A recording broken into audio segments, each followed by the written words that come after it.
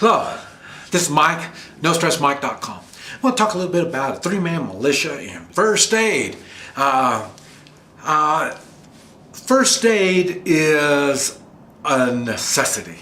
It's something that's going to have to be done.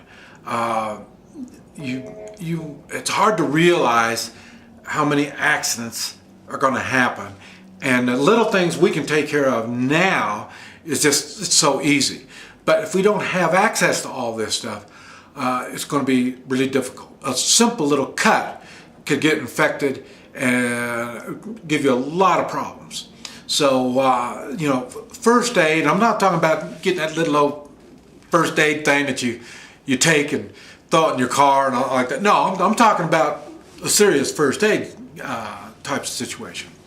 And so you need to get all the stuff, everything you possibly need. And one of the biggest things that people overlook all the time is a good medical book.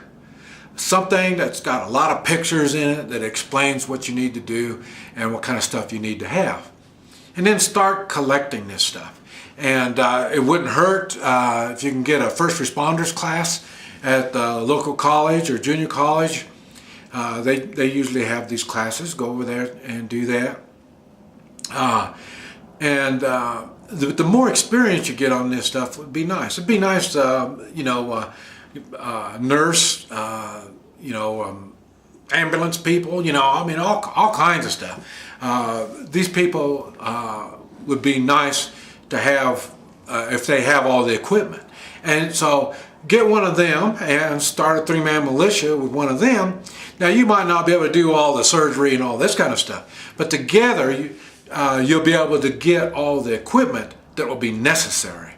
And at least if you have the equipment, there are going to be people that can do it. Even somebody, I'm not even into that kind of stuff, but in a pinch, I could do. I don't know if I could take out a bullet or not, but I could do it quite a bit. And but it would be nice if you could get to a point where you could at least take out a bullet and get somebody taken care of, something like that.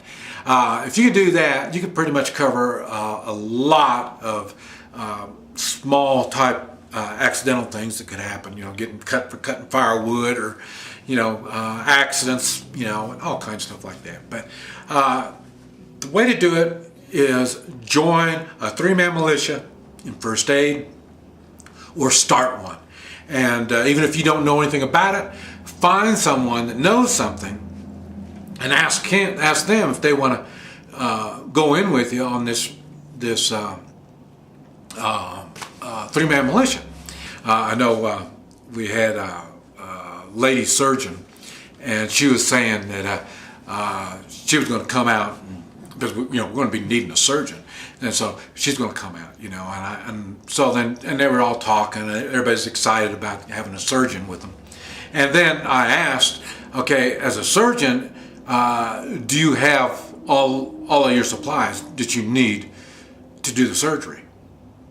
And of course she didn't. And so I said, okay, so what you're saying is we need to come up with all the supplies. And we're not doctors, so we don't even know what kind of supplies we need. So that's one thing. And she says, yeah, well, but you're going to need me. And I said, okay, I'll understand that. But she also said it's going to be her husband and her children are coming. All of them are college educated, and none of them have any useful skills other than the lady surgeon. And she thinks her surgery will be enough to cover her whole family, and they weren't going to have to bring anything. So, I just brought it to everybody's attention that you're going to have two kids. They're in their 30s. They've never worked before, and you're going to bring them. And then she said, "Oh well, yeah, but they can cut wood. They can.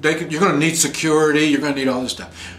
Yeah, she's right on all that, but I can't even imagine some college-educated kids that have never worked before, and they're highly educated, and so they don't want to do anything. And now they're going to come out here and they're going to get their hands dirty and they're going to do all this stuff. I kind of doubt if it's going to work that way. And then we're going to have to feed them.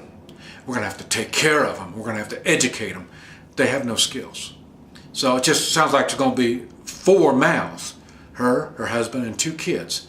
And what we have is a surgeon that doesn't have any tools to do her job. That doesn't sound like a good trade at all. I call it 3-man militia. When you start, it takes 3 to start. Just the idea is you got enough people there, you're learning something.